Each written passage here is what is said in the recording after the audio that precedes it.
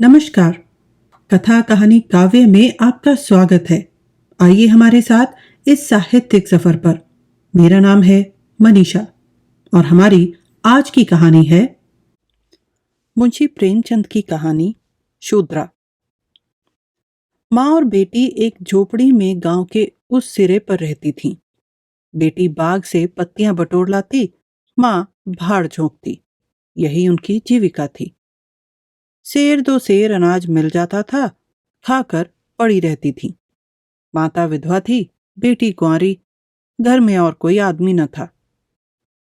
माँ का नाम गंगा था, बेटी का गौरा। गंगा को कई साल से यह चिंता लगी हुई थी कि कहीं गौरा की सगाई हो जाए, लेकिन कहीं बात पक्की न होती थी। अपने पति के मर जाने के बाद गंगा ने कोई दूसरा घर न किया था, न कोई दूसरा धंधा ही करती थी। इससे लोगों को संदेह हो गया था कि आखिर इनका गुजर कैसे होता है। और लोग तो छाती फाड़ फाड़ कर काम किया करते हैं, फिर भी पेट भर अन्न मयस्सर नहीं होता। यह स्त्री कोई धंधा नहीं करती, फिर भी माँ बेटी आराम से रहती हैं, किसी के सामने हाथ नहीं फैलाती। इसमें कुछ न कुछ रहस्य अवश्य है। धीरे धीरे यह संदेह और भी दृढ़ हो गया और अब तक जीवित था। बिरादरी में कोई गौरा से सगाई करने पर राजी ना होता था। शूद्रों की बिरादरी बहुत छोटी होती है, 10-5 कोस से अधिक उसका क्षेत्र नहीं होता। इसीलिए एक दूसरे के गुण दोष किसी से छिपे नहीं रहते, उन पर पर्दा ही डाला जा सकता है। इस भ्रांति को शांत करने के लिए माँ ने बेटी के साथ कई तीर्थ यात्राएं की। उड़ीसा तक हो आई, लेकिन संदेह न मिटा।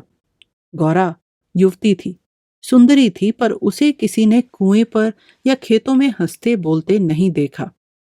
उसकी निगाह कभी ऊपर उठती ही न थी। लेकिन ये बातें भी संदेह को और पुष्ट करती थी। अवश्य कोई न कोई रहस्य है। कोई युवती इतनी सती नहीं हो सकती। कुछ गुपचुप की बात अवश्य है। यूं ही दिन गुजरते जाते थे। बुढ़िया दिनों दिन चिंता से घुल रही थी। उधर सुंदरी की मुख छवि दिनों दिन निखरती जाती थी, कली खिलकर फूल हो रही थी। एक दिन परदेशी गांव से होकर निकला, 10-12 कोस से आ रहा था। नौकरी की खोज में कलकत्ता जा रहा था। रात हो गई। किसी कहार का घर पूछता हुआ गंगा के घर आया। गंगा ने उसका खूब आदर सत्कार किया, उसके लिए गेहूं का आटा लाई, घर से बर्तन निकाल कर दिए।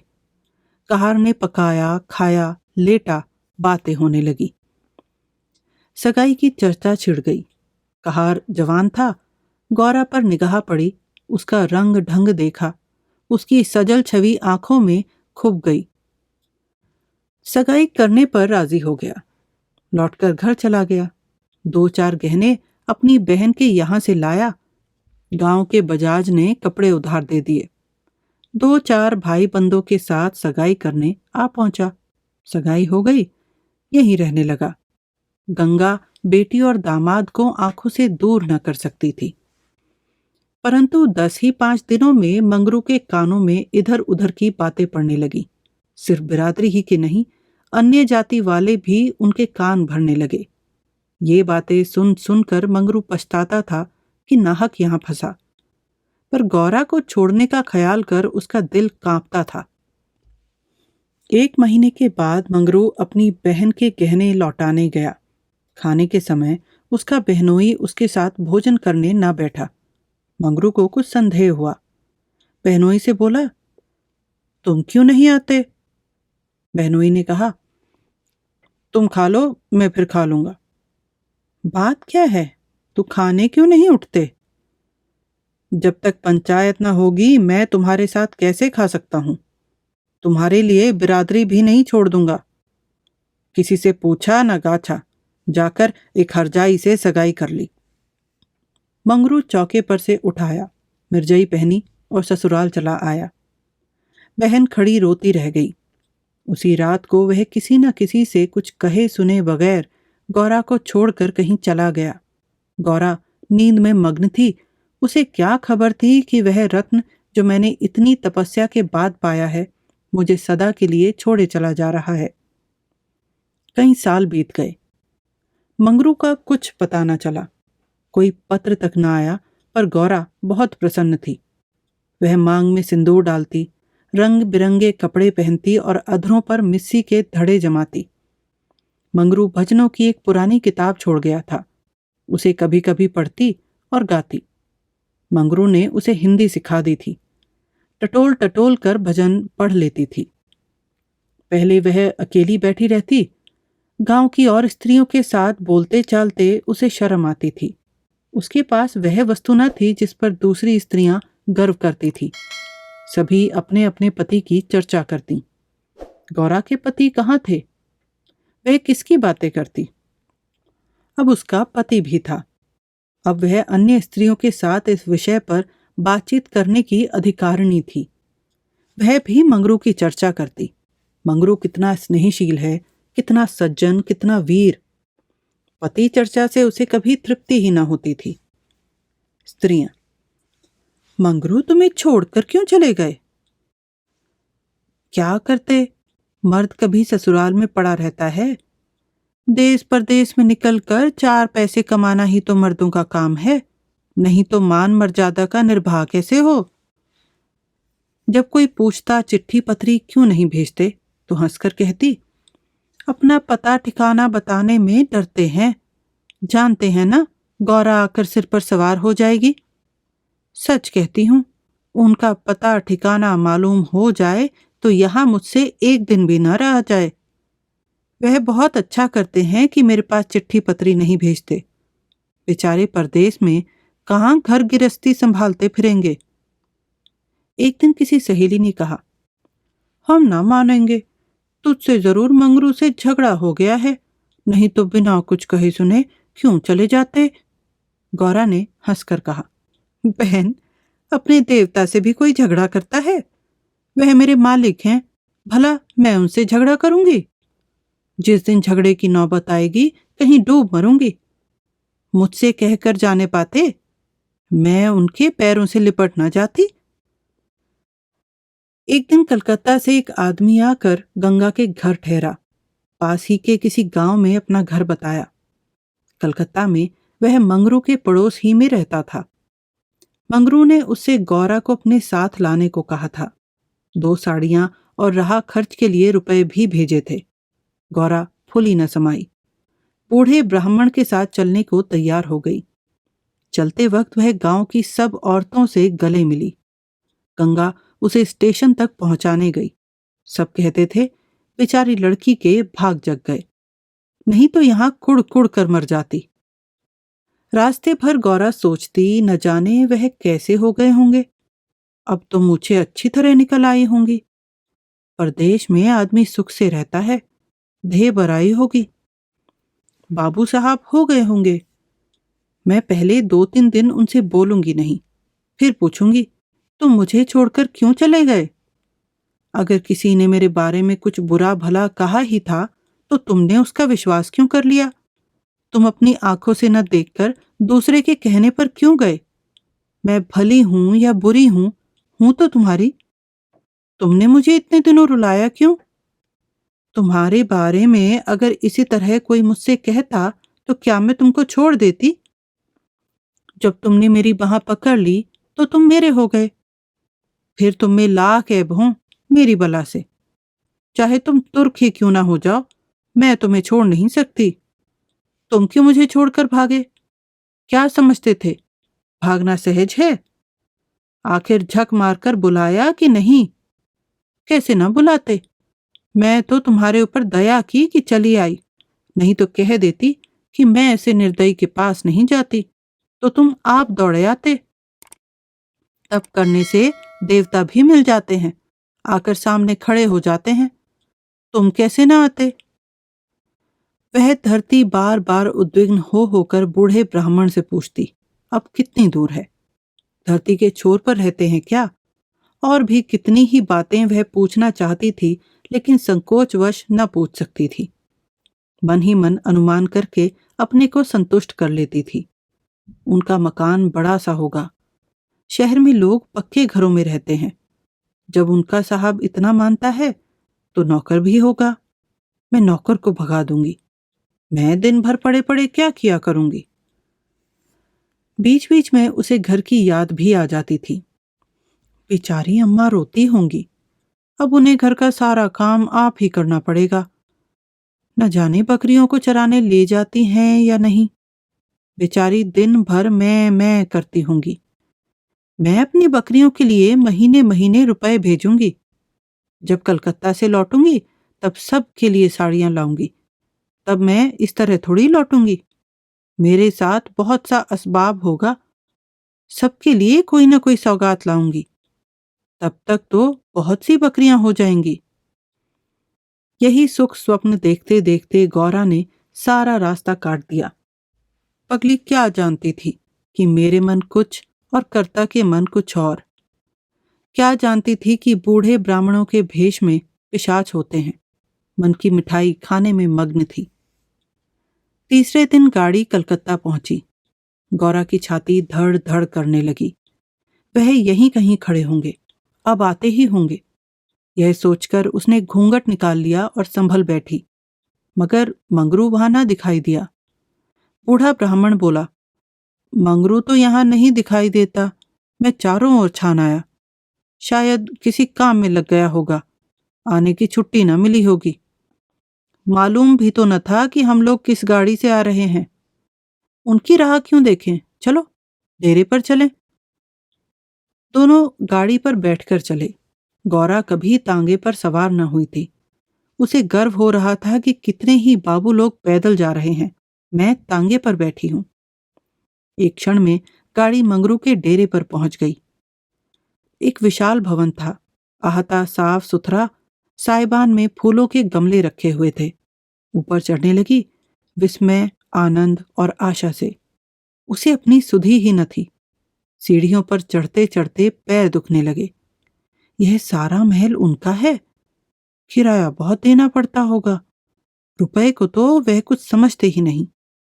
उसका हृदय धड़क रहा था कि कहीं मंगरू ऊपर से उतरते आ न रहे हों। सीढ़ी पर भेंट हो गई तो मैं क्या करूंगी। भगवान करे वह पड़े सोते रहे हों। जब मैं जगाऊं और वह मुझे देखते ही हड़बड़ा कर उठ बैठे। आखिर सीढ़ियों का अंत हुआ। ऊपर एक कमरे में गौरा को ले जाकर ब्राह्मण देवता ने बैठा दिया। यही मंगरू का डेरा था। मगर मंगरू यहां भी नदारद। कोठरी में केवल एक खाट पड़ी हुई थी।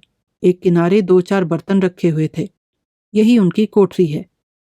तो मकान किसी दूसरे का है। उन्होंने यह कोठरी किराए पर ली होगी। मालूम होता है रात को बाजार में पूरियां खाकर सो रहे होंगे। यही उनके सोने की खाट है। एक किनारे घड़ा रखा हुआ था। गौरा को मारे प्यास के तालू सूख रहा था। घड़े से पानी उंडेल कर पिया। एक किनारे पर एक झाड़ू रखा था। गौरा रास्ते की थकी थी, पर प्रेमोल्लास में थकान कहाँ। उसने कोठरी में झाड़ू लगाया। बर्तनों को धो धो कर एक जगह रखा। कोठरी की एक एक वस्तु, यहाँ तक कि उसकी फर्श और दीवारों में उसे आत्मीयता की झलक दिखाई देती थी। उस घर में भी, जहाँ उसे अपने जीवन के 25 वर्ष काटे थे, उसे अधिकार का ऐसा गौरवयुक्त आनंद न प्राप्त हुआ था।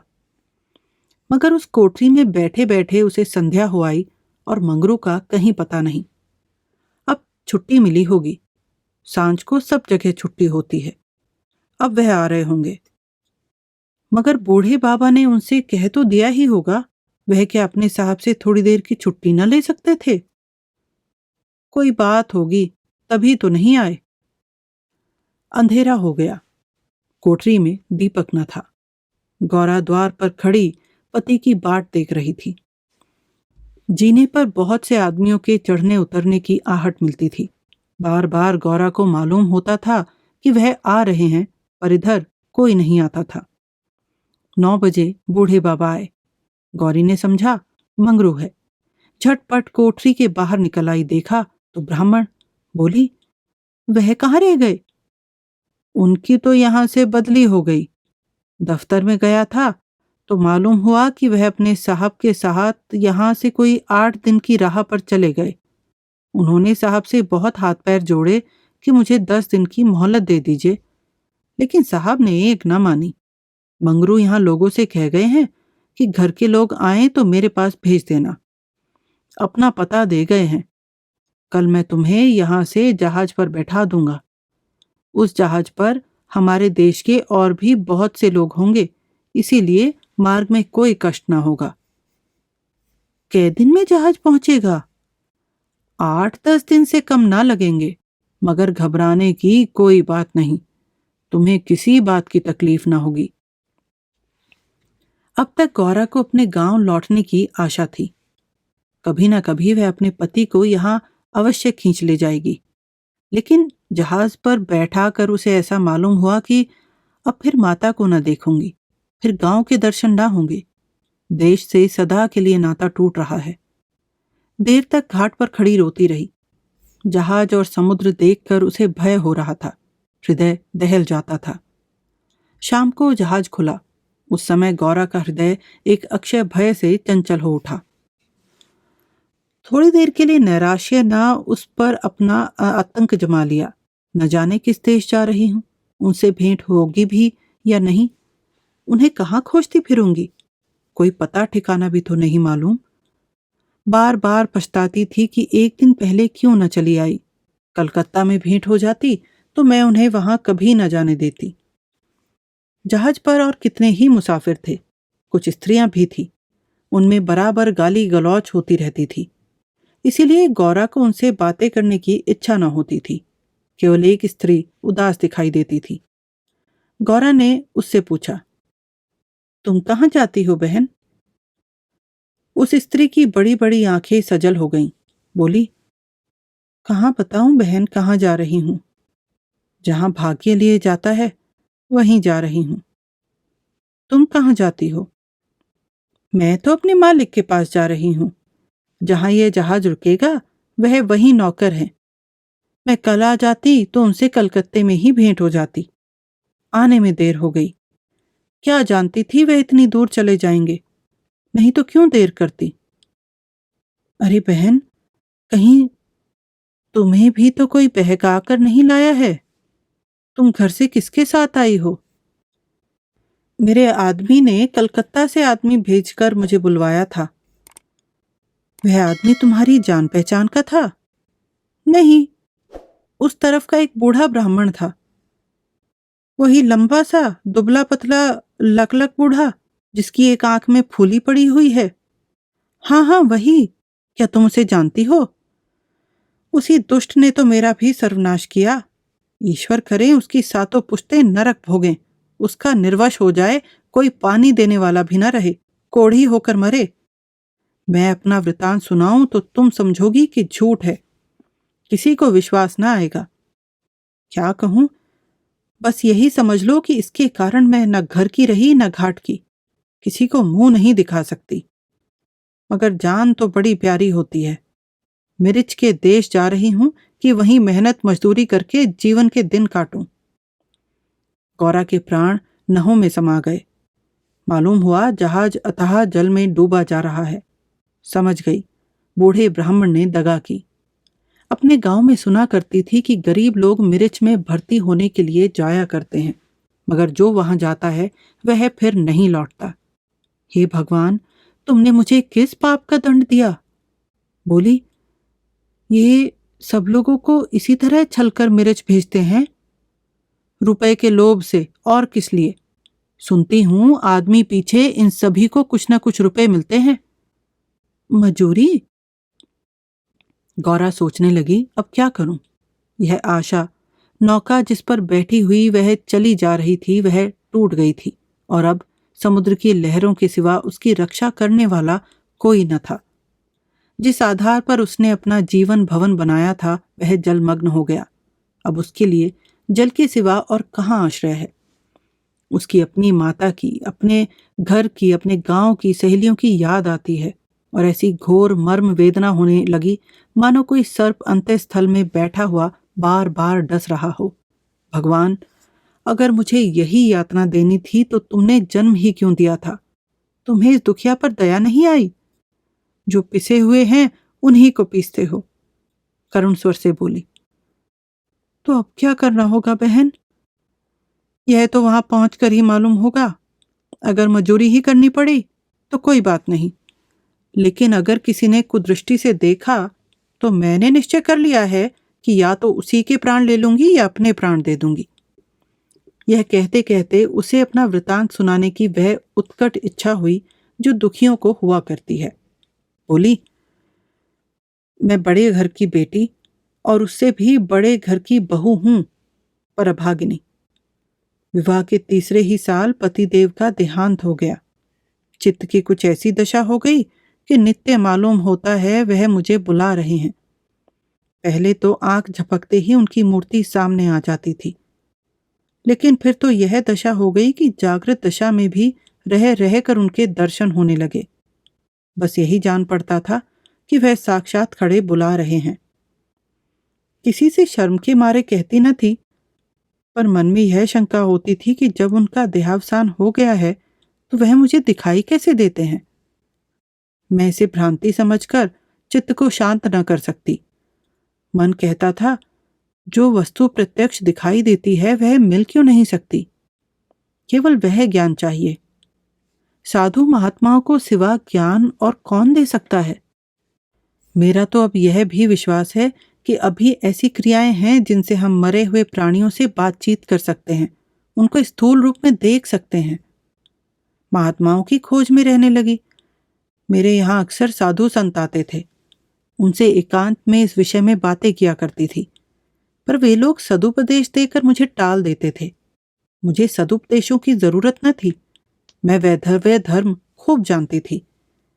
मैं तो वह ज्ञान चाहती थी जो जीवन और मरण के बीच का पर्दा उठा दे। 3 साल तक मैं इसी खेल में लगी रही।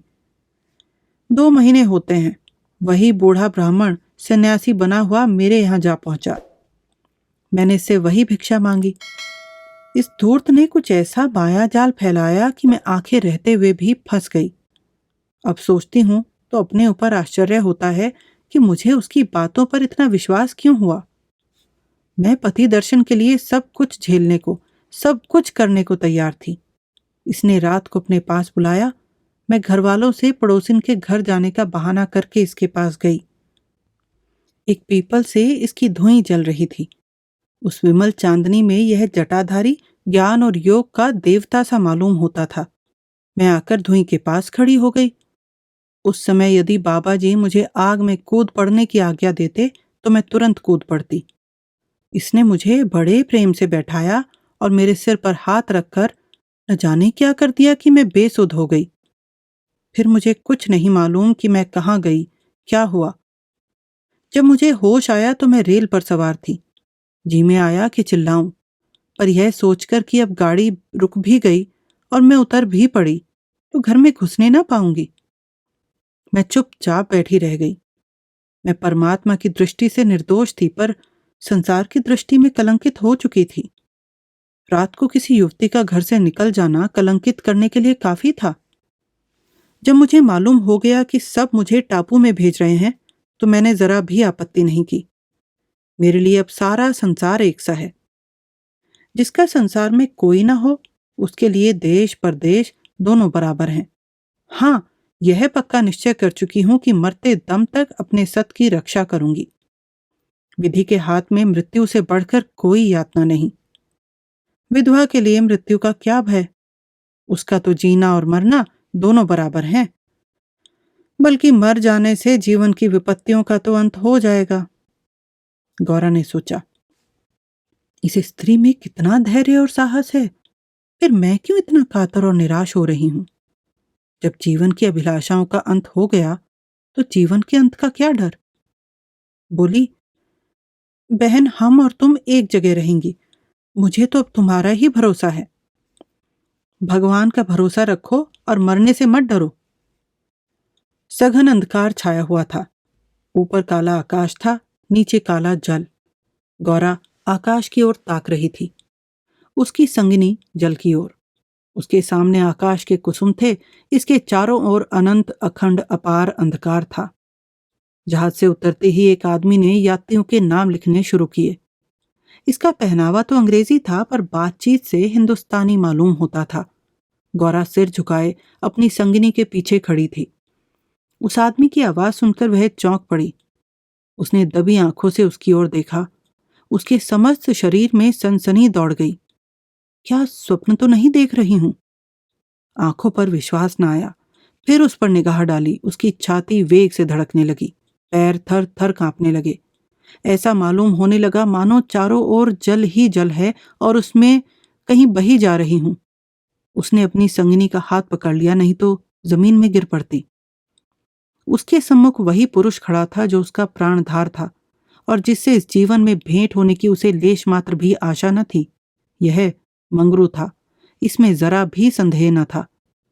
हाँ, उसकी सूरत बदल गई थी। यौवन काल का वह कांतिमय साहस सदैव छवि नाम को भी न थी। बाल खिचड़ी हो गए थे, गाल पिचके हुए, लाल आंखों से कुवासना और कठोरता झलक रही थी, पर था वह मंगरू। गौरा के जी में प्रबल इच्छा हुई कि स्वामी के पैरों से लिपट जाऊं। चिल्लाने का जी चाहा, पर संकोच ने मन को रोका। बूढ़े ब्राह्मण ने बहुत ठीक कहा था। स्वामी ने अवश्य मुझे बुलाया था और आने से पहले यहां चले आए। उसने अपनी संगिनी के कान में कहा, बहन, तुम उस ब्राह्मण को व्यर्थ ही बुरा कह रही थी। यही तो वह हैं जो यात्रियों के नाम लिख रहे हैं। सच? खूब पहचानी हो? बहन, इसमें भी हो सकता है। तब तो तुम्हारे भाग जग गए। मेरी भी सुधि लेना। भला बहन, ऐसा भी हो सकता है कि मैं तुम्हें यहां छोड़ दूं? मंगरू यात्रियों से बात बात पर बिगड़ता था, बात बात पर गालियां देता था। कई आदमियों को ठोकर मारे और कई को केवल गांव का जिला न बता सकने के कारण धक्का देकर गिरा दिया। गौरा मन ही मन गड़ी जाती थी। साथ ही अपने स्वामी के अधिकार पर उसे गर्व भी हो रहा था। आखिर मंगरू उसके सामने आकर खड़ा हो गया और कुचेष्टापूर्ण नेत्रों से देखकर बोला, तुम्हारा नाम क्या है?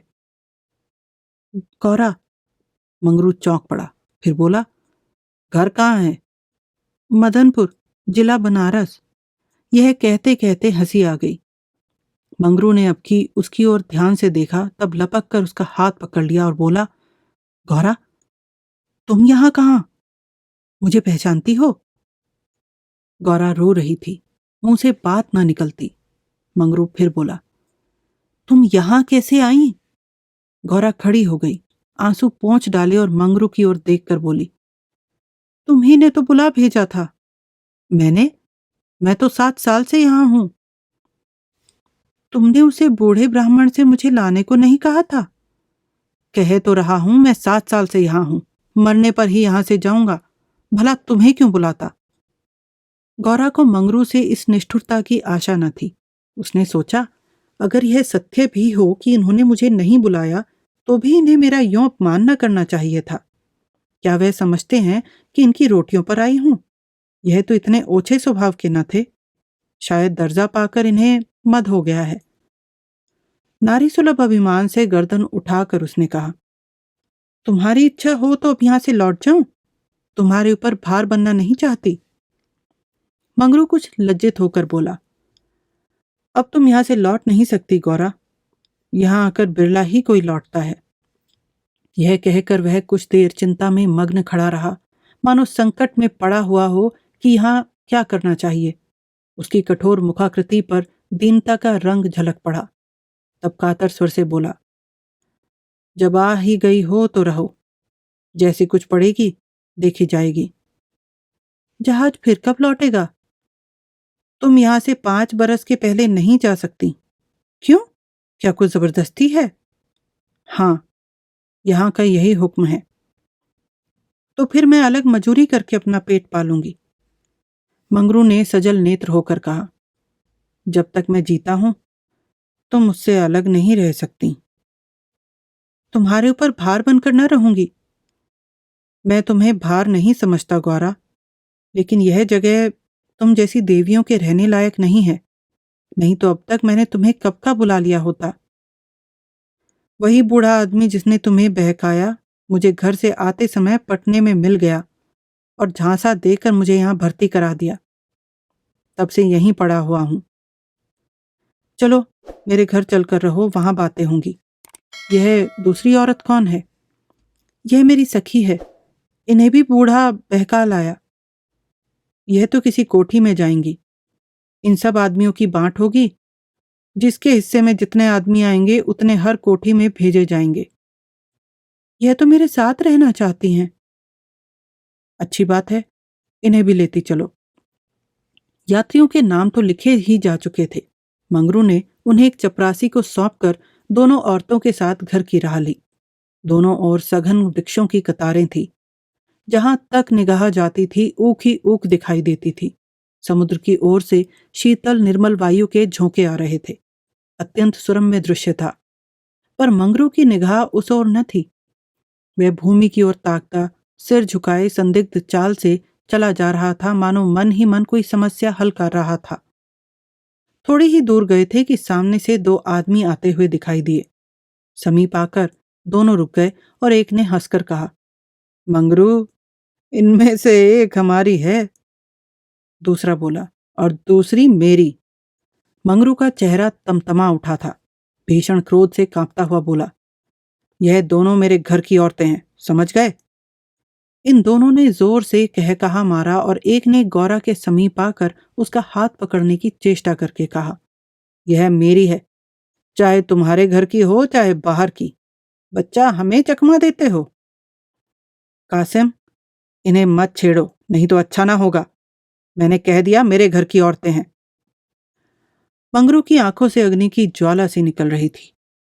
वह दोनों उसके मुख का भाव देखकर कुछ सहम गए और समझ लेने की धमकी देकर आगे बढ़े।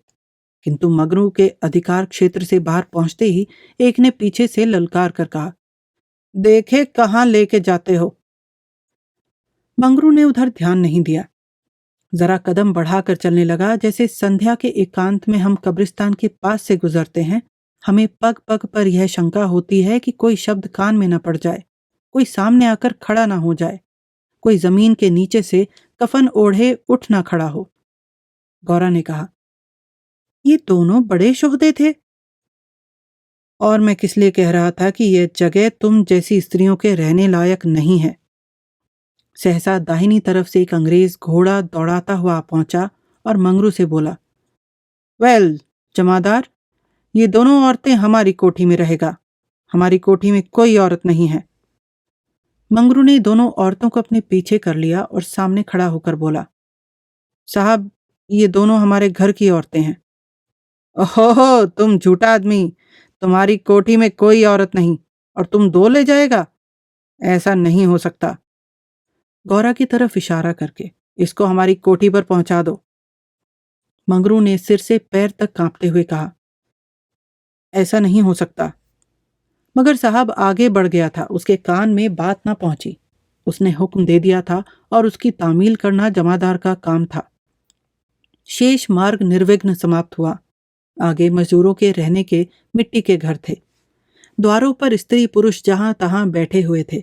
सभी इन दोनों स्त्रियों की ओर घूरते थे और आपस में इशारे करके हंसते थे। गौरा ने देखा, उनमें छोटे बड़े का लिहाज नहीं है, न किसी की आंखों में शर्म है।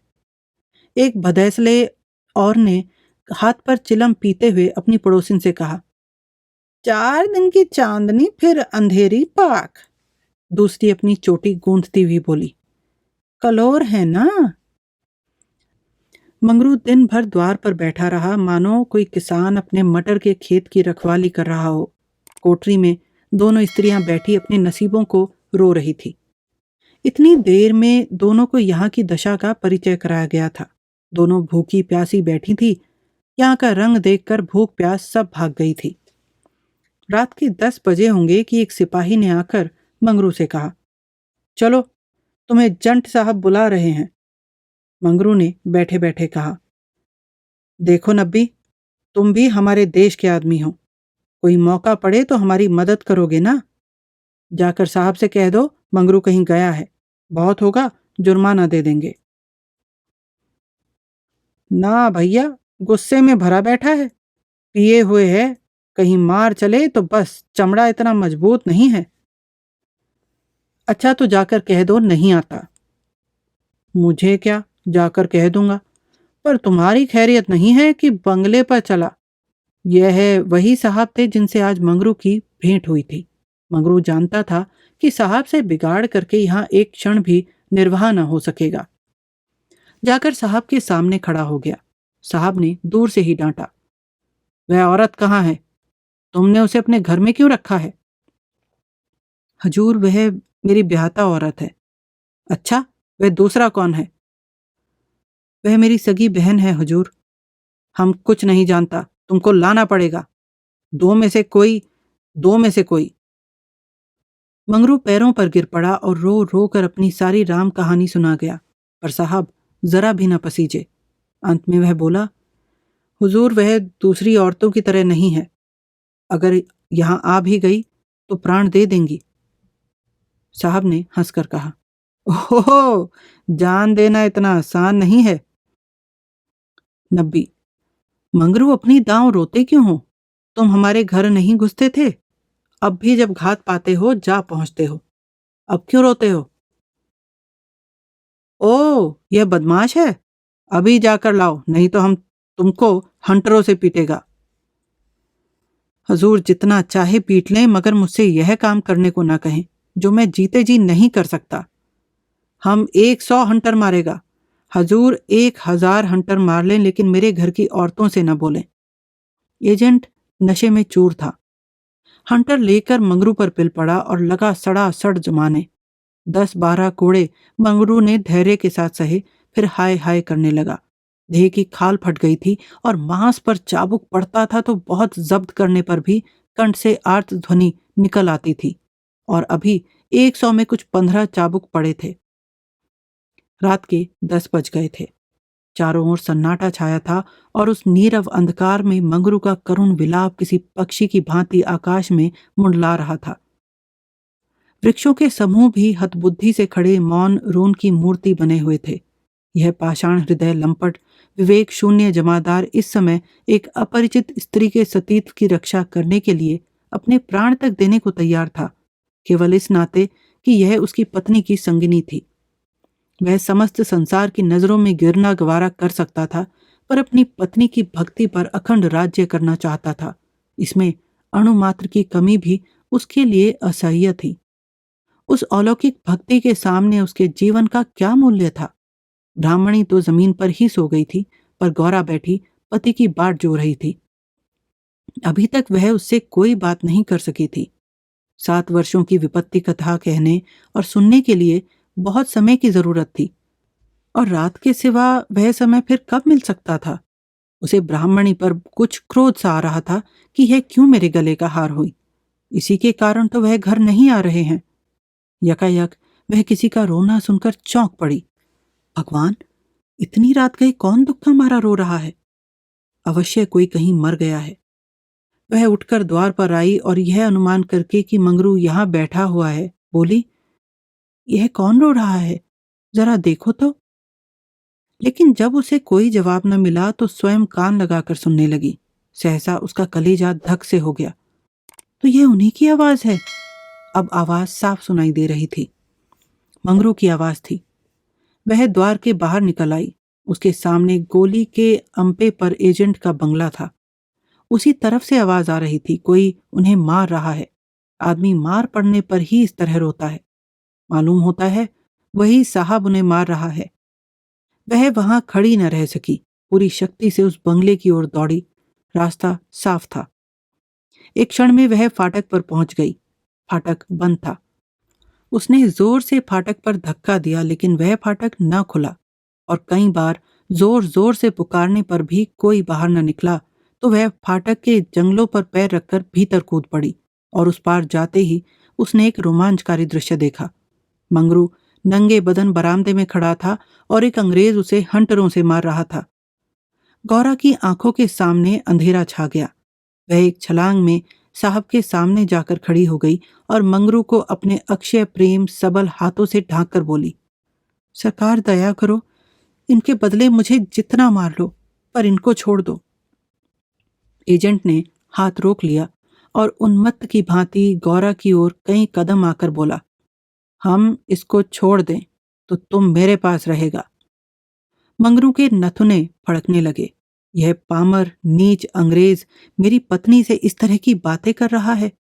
अब तक वह जिस अमूल्य रत्न की रक्षा के लिए इतनी यातनाएं सह रहा था, वही वस्तु साहब के हाथ में चली जा रही है। यह असह्य था।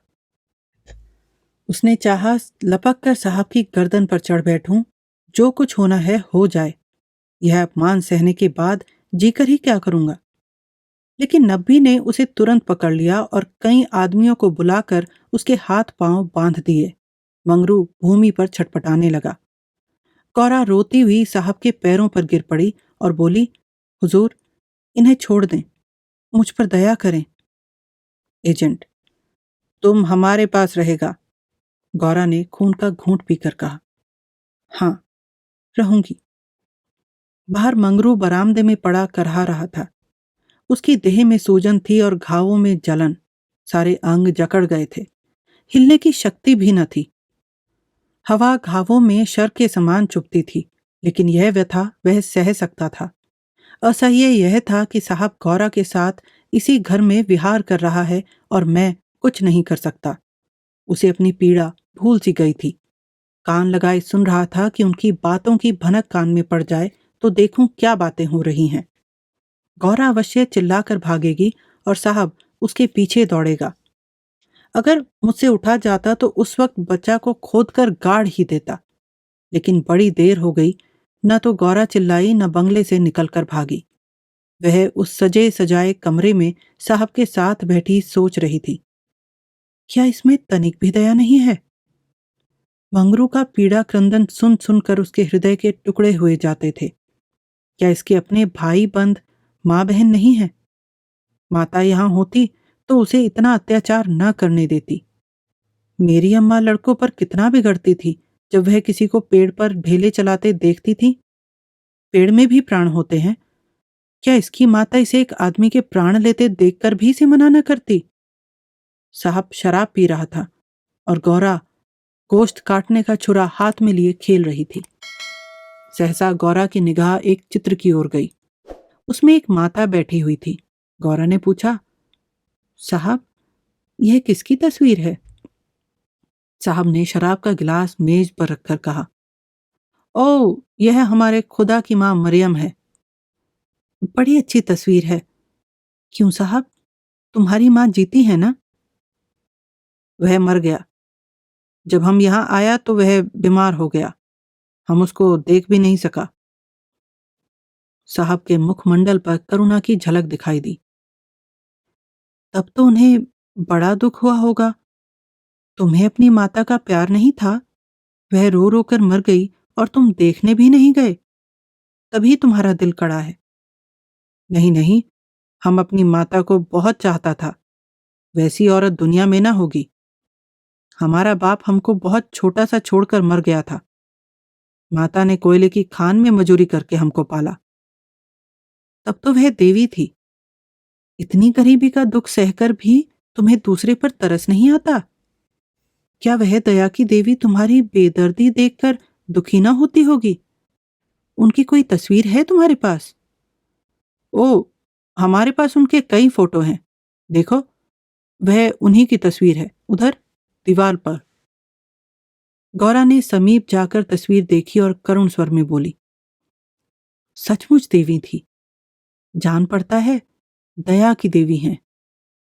वह तुम्हें कभी मारती थी या नहीं? मैं तो जानती हूं वह कभी किसी पर न बिगड़ती होंगी। बिल्कुल दया की मूर्ति हैं। ओ, मामा हमको कभी नहीं मारता था। वह बहुत गरीब था, पर अपने कमाई से कुछ न कुछ जरूर खैरात करता था। किसी बेबाप के बालक को देखकर उसकी आंखों में आंसू भर आता था। वह बहुत ही दयावान था। गौरा ने तिरस्कार के स्वर में कहा, और उसी देवी के पुत्र होकर तुम इतने निर्दयी हो? क्या वह होती तो तुम्हें किसी को इस तरह हत्यारों की भांति मारने देती? वह सरग में रो रही होंगी। सरग नरक तो तुम्हारे यहां भी होगा। ऐसी देवी के पुत्र कैसे हो गए? गौरा को यह बातें कहते हुए जरा भी भय न होता था।